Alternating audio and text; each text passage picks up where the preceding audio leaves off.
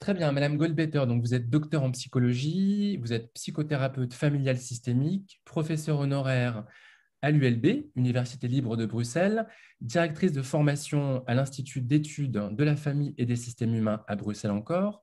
Et enfin, on pourra retenir, entre autres titres, que vous êtes rédactrice en chef des cahiers critiques de thérapie familiale et des pratiques de réseau de cette revue.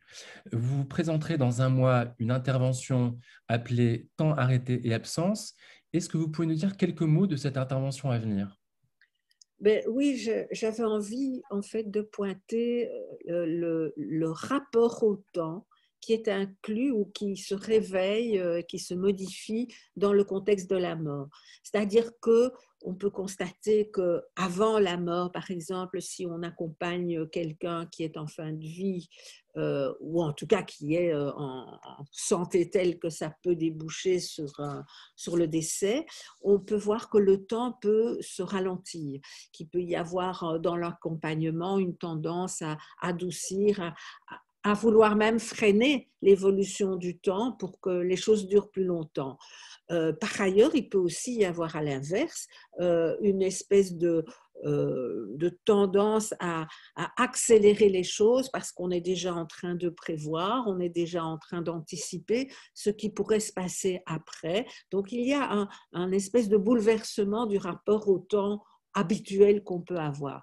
D'autre part, si on est confronté à une mort brutale, soudaine, on peut avoir comme une rupture de l'évolution habituelle, de la dynamique habituelle du temps.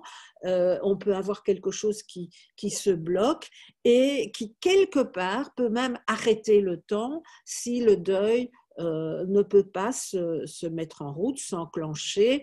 Il y a quelque chose qui peut bloquer, qui peut faire qu'on limite toutes les possibilités de mouvement à l'intérieur d'une famille ou dans un entourage, comme si tout mouvement comportait le risque de créer des nouveaux départs, des nouvelles morts, et partir, c'est mourir un peu, comme dit la sagesse populaire.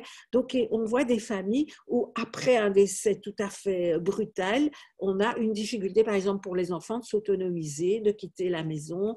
Il y a donc quelque chose qui se joue euh, au niveau du rapport au temps autour de la mort. Et j'ai envie d'aborder ce contexte-là à travers les notions de deuil, les notions de mort, mais dans l'interaction que ça peut avoir avec le temps. Voilà.